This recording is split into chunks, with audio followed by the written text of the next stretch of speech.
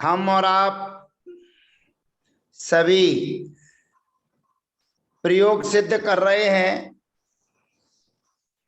जैनाचार्य विरचित जैन व्याकरण का अध्ययन कर रहे हैं। कातंत्र रूपमाला उत्तरार्ध प्रसंग हमारे बीच में चल रहा है। उस उत्तरार्ध प्रसंग में अद्यतनी हमारे बीच में है और अद्यतनी के प्रयोग में सर्वप्रथम हमारे बीच में भू धातु आई थी, भू सत्तायाम। तो उस भू सत्तायाम का प्रयोग करने के लिए परस्मैपदी धातु है, दी प्रत्यय लेकर आते हैं। तो सर्वप्रथम सूत्र लगता है सिजत्यन्याम। इस सूत्र से मुख्य सूत्र यही है, ध्यान रखेंगे 779 सिजत्यन्याम। इस सूत्र से अद्यतनी में सिच विकरण होता है।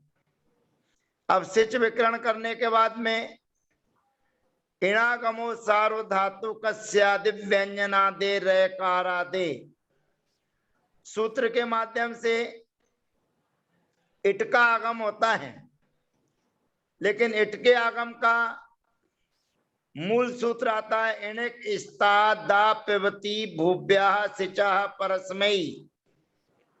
इस सूत्र की व्याख्या को थोड़े से अच्छे से आत्मसात कर लीजिए। ये सूत्र कहता है इणिक माने इण गतौ धातु, इक धातु, स्ता धातु, दा धातु, दा संज्ञक धातु और पिव धातु, पा लक्षणे धातु और भू धातु, इनमें रहने वाला जो सिच है उस सिच का लुक हो जाता है। सिच का लुक होने पर अगला सूत्र लगाता भवते सिज लुकी।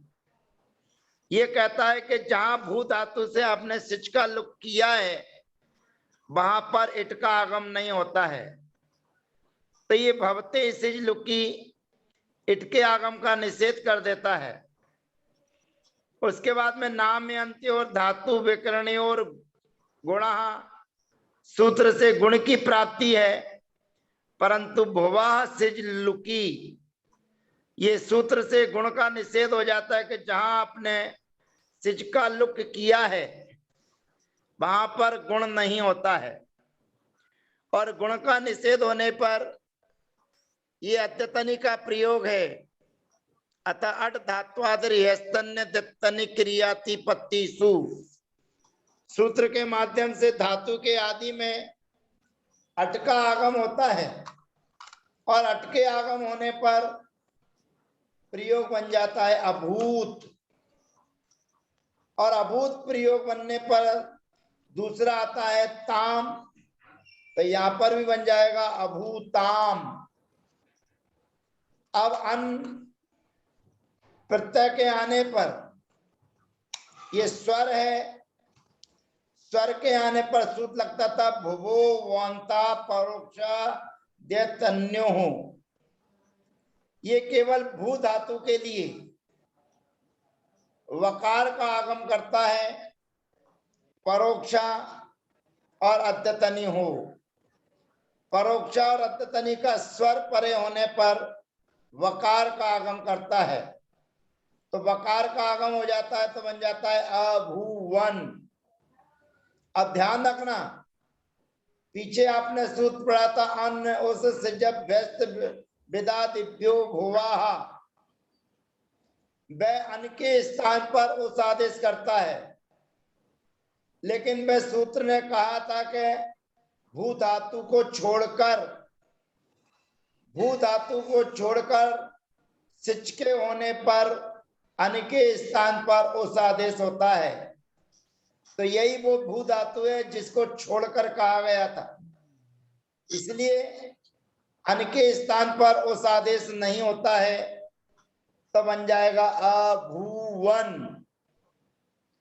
फिर अभू, अभूतम, अभूत, फिर अम विभक्ति आएगी, अम प्रत्यय आएगा, स्वर वाली है। फिर वकार का आगम हो जाएगा तो बनेगा अभूवम, अभूव, अभूम।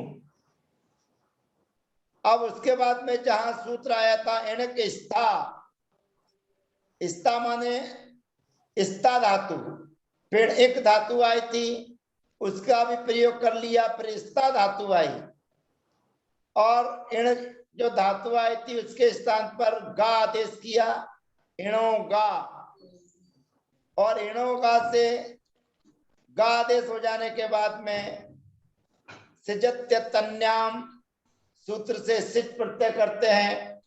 इणागमो सार धातु कस्यादि व्यंजनादे रकारादे, सूत्र से इट के आगम की प्राप्ति करते हैं, परंतु सूत्र लगता है अणि देक स्वरादाता।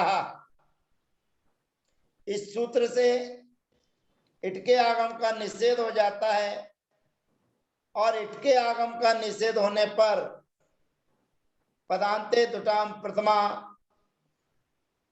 और धातु के आदि में अटका आगम के अगाध बन जाता है, अगाताम। अब ये यहाँ पर अन के स्थान पर उस आदेश हो जाता है, अन उस जब व्यस्त विदा दिव्यो भुवा, और जो गा में आ था उस गा में रहने वाले आ का आलोपो सार्व धातु के सूत्र से लोप हो जाता है तो बनता है अगु। फिर अगला काम हमारे बीच में आता है इकोपी, इक धातु को भी गा आदेश हो जाता है, परंतु एक नियम है, इणे कौ अधि, अर्थात इंग अध्ययने और एक धातु ये बिना आदि उपसर्ग के नहीं चलती हैं। तो यहाँ पर इनके स्थान पर जो गा आदेश होता है और एक धातु के स्थान पर जो गा आदेश होता है, उन दोनों में अंतर हम इसी बात से जान लेते हैं कि वो बिना उपसर्ग के रहेगी तो इण गतौ रहेगी और अधि उपसर्ग पूर्वक रहेगी तो एक स्मरणे धातु रहेगी। तो यहाँ पर जब अधि उपसर्ग है और आघात बन जाएगा तो ये वर्णो यम सवर्णे न च पर्यो लोप्या लगेगा तो अध्यघात पूरे प्रयोग सिद्ध हो जाते हैं। और ये सूत्र हमारे बीच में आता है अत्यतनी क्रियातिपत्योर घीवा। ये अत्यतनी और क्रियातिपत्ति के होने पर जो इंग अध्ययने धातु हमारे बीच में आई थी, इंग अध्ययने, इंग अध्ययने में गा अनुबंध है और गा का अनुबंध होने पर वह धातु आत्मनेपदी कहलाती है। तो इंग अध्ययने धातु के लिए नया सूत्र आया था अद्यतनी क्रियातिपत्योर घीवा। अद्यतनी क्रियातिपत्ति के होने पर जो इंग अध्ययने धातु है उसके स्थान पर गी आदेश होता है, गी। अब गी आदेश हो जाएगा, सिच का आदेश होगा। अब जो एवर्ण वाली धातु है, एवर्ण अंत में ई है, तो एवर्ण वाली धातु होने के कारण गुण की प्राप्ति थी। इडागमो सार धातु के कस्यादि व्यंजनादे रकारादे, इडागमो सार धातु कस्यादि व्यंजनादे रकारादे सूत्र से इट के आगम की प्राप्ति थी, परंतु अगला सूत्र आता है एवर्णा स्वी श्री डींग शिंगा। इन धातुओं के लिए इट का आगम नहीं होता है और इट के आगम का निषेध होने पर फिर हमें जो ई है उस ई के रहते हुए जो सिच है उसको नामी कर परा प्रत्यय विकारा गमस्ता सी सम नु विसर्जनीय शांत रूपी सूत्र लगाएंगे। फिर तवर्ग से सटवर्गा टवर्गा तो बनेगा अगीष्ट लेकिन अधि उपसर्ग है, ये वर्णो या म सवर्णे नाचा परलोप्या लगेगा तो बनेगा अद्यगीष्ट। फिर इसी आत्मने पद में जब ध्वम प्रत्यय लेकर आएंगे तो सूत्र लगता है सिचो धकारे। धकार के होने पर सिच का लोप होता है। अब लोप हो जाने के बाद सूत्र हमारे बीच में आता है नाम्यंता धातो।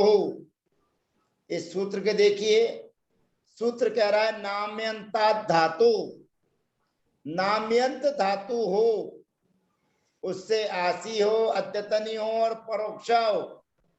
तो नाम्यंता धातु के सामने आसी, अद्यतनी और परोक्षा के होने पर धा के स्थान पर ढा आदेश होता है, ढा। तो जो ध्वम का धा था वो ढा हो जाएगा तो बनेगा अद्यगी ध्वम। उसके बाद में गी आदेश विकल्प से होता था, और जब गी आदेश नहीं होगा तो अगला सूत्र जो मेन धातु है अधि उपसर्ग पूर्वक इंग अध्ययनी, उस ई धातु के लिए सूत्र आया था स्वरादि नाम वृद्धि राधे। आदि में स्वर हो स्वर धात्वादिर स्तन्य दत्तनी क्रियाति पत्ती सु, सूत्र से अकार अटका आगम ना होकर स्वरादि नाम वृद्धि राधे सूत्र से वृद्धि होती है। वृद्धि होगी, इट के आगम का निषेध एवरनाथ सुई श्री डीम शींगा सूत्र से इट के आगम का निषेध हो जाएगा। और फिर नामी कर परा प्रत्यय विकारा गमस्ता सी सम नु विसर्जनीय शांतरोपी सूत्र के माध्यम से दंत सकार आदेश, दंत सकार के स्थान पर मूर्धन्य सकार, और मूर्धन्य सकार के बाद में तवर्ग से सटवर्गा टवर्गा सूत्र से ता के स्थान पर टा आदेश हो जाएगा।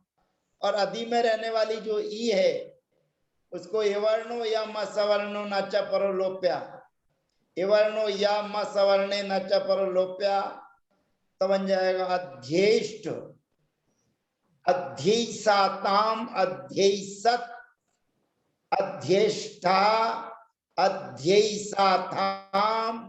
अब यहां पर ये नाम्यंत धातु ही है तो सिचो धकारे से धकार का लोप होकर जो सूत्र आया था आपके बीच में नाम्यंता धातो राशि रत्तनी परोक्षा सु धोडा, तो उससे ध्वम के धा के स्थान पर ढा के होगा तो अध्यध्वम, अध्ययसी अध्ययस्वही अध्ययस्मयी। अब इस सूत्र के अंतर्गत कहा था परस्मयी इति किम।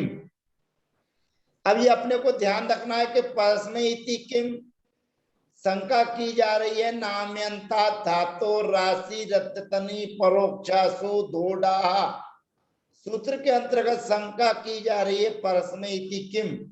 अब परस्मय कहाँ कहा गया, तो जहां सिच का लोप होता है इणिक स्ता दा पिबती भूभ्या सिचा परस्मयी, वहां पर परस्मयी पद के होने पर सिच का लुप होता है।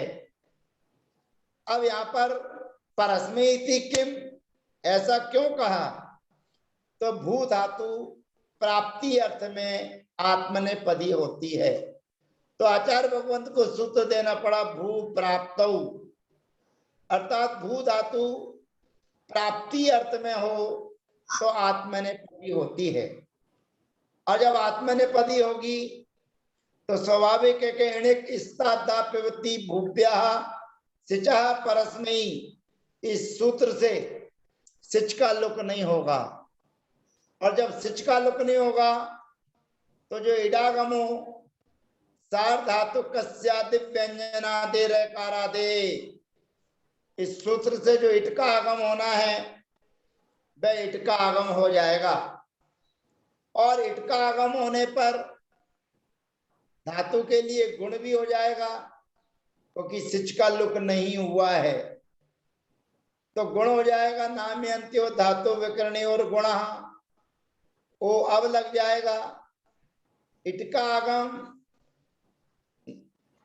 के कारण नामी कर परा प्रत्यय विकारागमस्ता सी समनु विसर्जनीय शांतरोपी से दंत सकार को मूर्धन्य सकार हो जाएगा। तो अपे तवर्ग से टवर्गा टवर्गा, तो टा के स्थान पर टा आदेश होकर बनेगा अभविष्ट। फिर अभविष्यताम, अंत में आत्मने च नकारा से ना का लोप हो जाएगा तो अभविष्यत। फिर अभविष्ठा अभविष्याथाम। अब यहां पर प्रश्न ये आया था कि अभविध्वम में हमें धा के स्थान पर ढा करना है कि नहीं करना, क्योंकि ये मूल धातु भू धातु थी, नाम्यंत धातु थी। तो नाम्यंत धातु होने के कारण यहां पर सिचो धकारे लगाने के बाद में यही सूत्र जो लगेगा, नाम्यंता धातु राशि रत्तनी परोक्षासु धोडा, उससे धा के स्थान पर ढा आदेश हो जाएगा तो बनेगा अभविध्वम। फिर अभविष्य अभविष्य वही अभविष्य मही। अब यहां पर जो इणक स्थानापिवृत्ति भूभ्या सिचा परस्मयी सूत्र में कहा गया था कि परस्मयी किम, तो मूल में स्था धातु जो है वह परस्मय पदी है और उपसर्ग आदि के लगने पर वह आत्मनेपदी हो जाती है।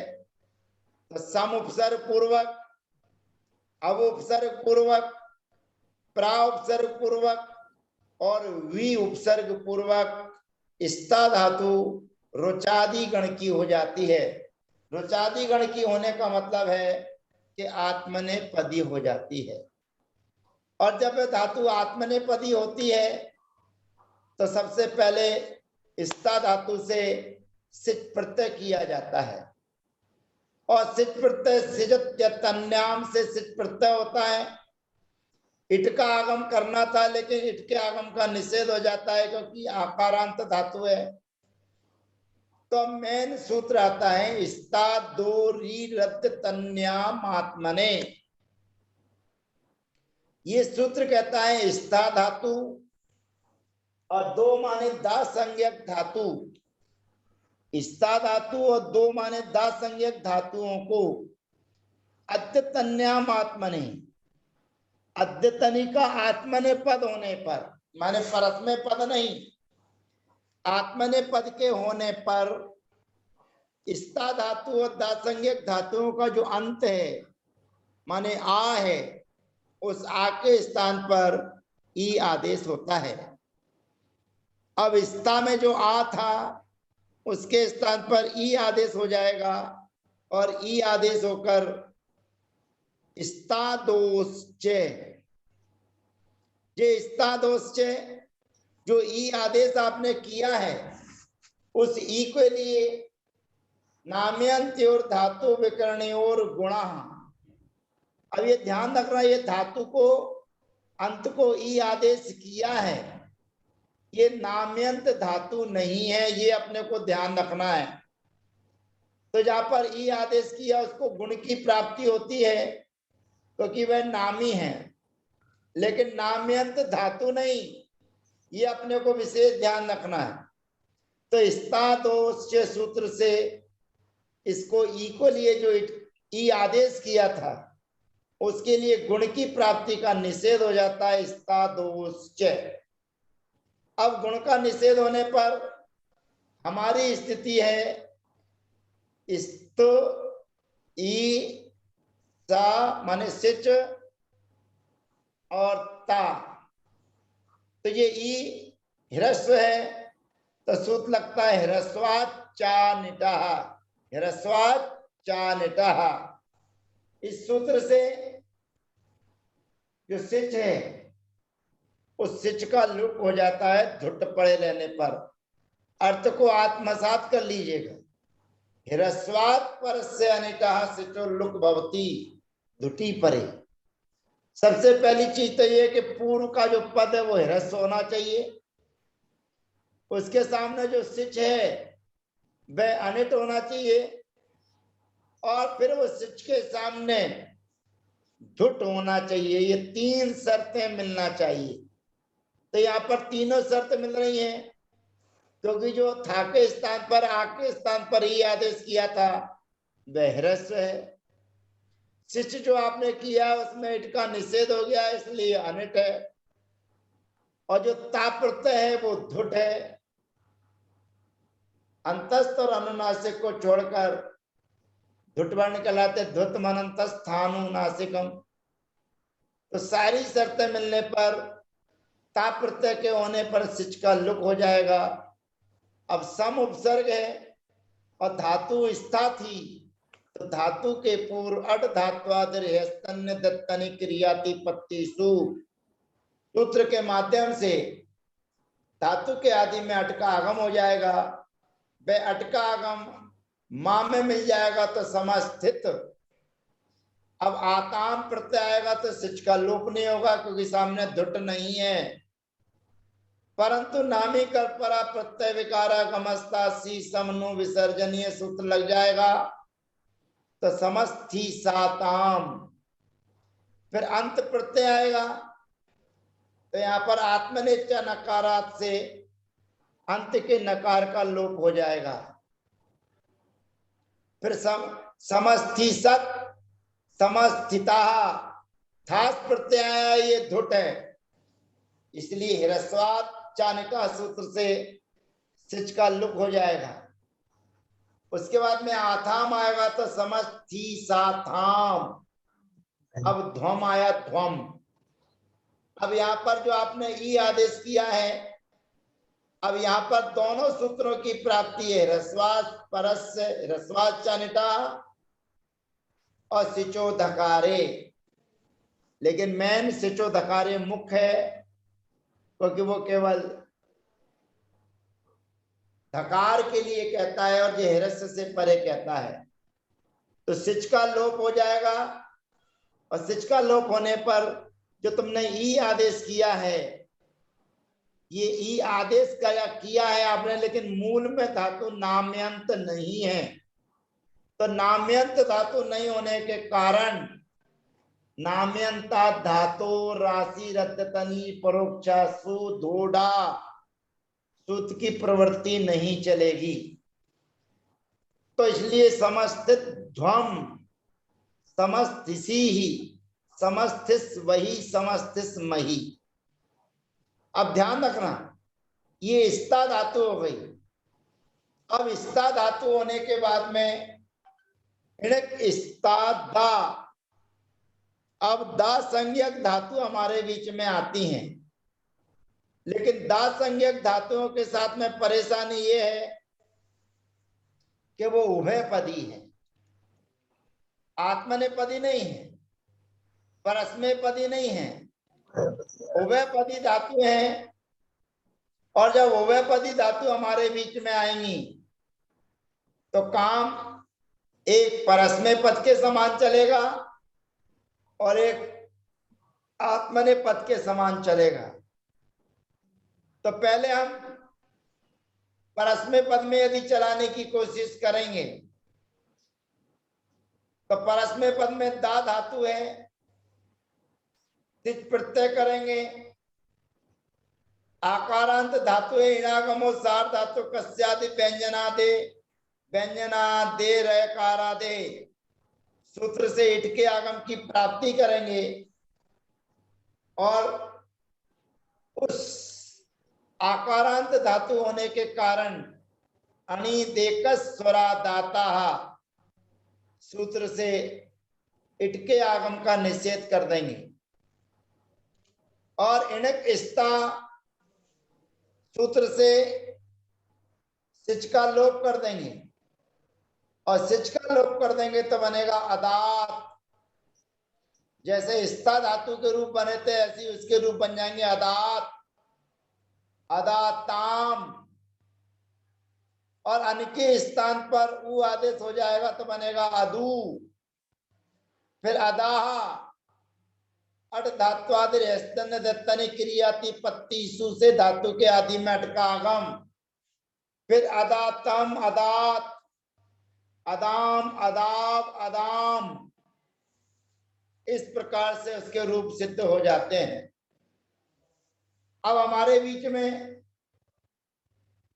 उस स्था धातु जो हमारे बीच में आई है वह आत्मनेपदी है, उभयपदी है। अब जब परस्मै पद में रूप चलाने के बाद में आत्मने पद में उसके रूप चलाएंगे तो आत्मने पद में सिच का लुक नहीं होगा, और सिच का लुक नहीं होगा तो जो कार्य हमने स्था धातु में किए हैं बस वही कार्य हमें करना है, क्योंकि स्था और दो माने दा संज्ञक धातुओं के लिए कहा है, स्था और दा संज्ञक धातुओं के लिए कहा है। तो यहाँ पर उस स्था धातु और दा संज्ञक धातुओं के कहे जाने पर जैसे स्था धातु को रूप चलाए थे, स्था धातु को तो 4 उपसर्गों के निमित्त से आत्मनेपद किया था, परंतु दा धातु उभयपदी है और उभयपदी होने के कारण उसको आत्मनेपद करने की जरूरत नहीं है। इसलिए उस दा धातु के रूप स्था धातु के समान हमको चलाना चाहिए, माने अंत को ई आदेश करना चाहिए और धातु के आदि में अटका आगम। और जब अंत को ई आदेश कर देंगे तो यहाँ पर ह्रस्व अंग है और ह्रस्व अंग के कारण सिच का लोप हो जाएगा, ह्रस्वाश्चानितः। तो अदित, अधिसाताम, अधिसत, अधिथा, अधिसाथाम, अधिध्वम, अधिसी, अधिस्वही और अधिस्मही। इस प्रकार से इणिक स्था दा। फिर पिबती, पिबती का मतलब है पा धातु, पा पाने या धातु लेना है, पा रक्षणे नहीं लेना है। अब पा पाने धातु के भी रूप अगर चलाएंगे तो सिच प्रत्यय करेंगे और सिच प्रत्यय का इणिक स्था दा पिबती भूभ्या सिचा परस्मयी से लुक कर देंगे और इटके आगम की प्राप्ति करेंगे। अणित एक स्वरादाता सूत्र से इटके आगम का निषेध कर देंगे तो बनेगा अपात, अपात, अपाताम। अब अन के स्थान पर उस आदेश हो जाएगा, अन्य उस से जब भ्यस्त विदादिभ्यो भुवाहा, तो अन के स्थान पर उ और आलोपो सार धातु के से आ का लोप तो बन जाएगा अपू। फिर अपाहा, अपातम, अपात, अपाम, अपाव, अपाम। इणिक स्था भू, इणिक स्था दा पिबती भूभ्यः, भू धातु की प्रक्रिया पहले ही चला ली थी और दा संज्ञक धातुओं में 6 धातुएं हैं, उन 6 धातुओं की प्रक्रिया भी इसी प्रकार से जानना चाहिए। तो जो इणिक स्था दा पिबती भूभ्यः सिचः परस्मयी, यह सूत्र जो हमारे बीच में आया था उसकी सारी धातुओं की प्रक्रिया को चलाते हुए हमने स्था दा संज्ञक धातुएं और पा पाने धातु की प्रक्रिया को चलने के बाद अगली धातु हमारे बीच में आती है एधंग वृद्धौ।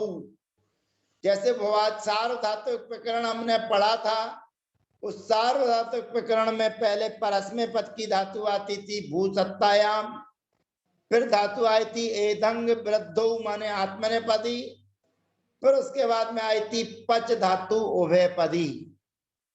तो मेन सूत्र अभी भू धातु के अंतर्गत जो इणिक स्था दापवती भूभ्या से चाह परस्मयी में परस्मयी पद ऐसा क्यों कहा, इसकी चर्चा समाधान करते हुए ये पूरी धातुओं के प्रयोग सिद्ध करने पर अब अगली धातु हमारे बीच में आती है एधंग वृद्धौ। तो उस एधंग वृद्धौ धातु की चर्चा हम अगले सत्र में करेंगे। तब तक के लिए वंदना, यथायोग, सबका अभिवादन। जय जिनेन्द्र।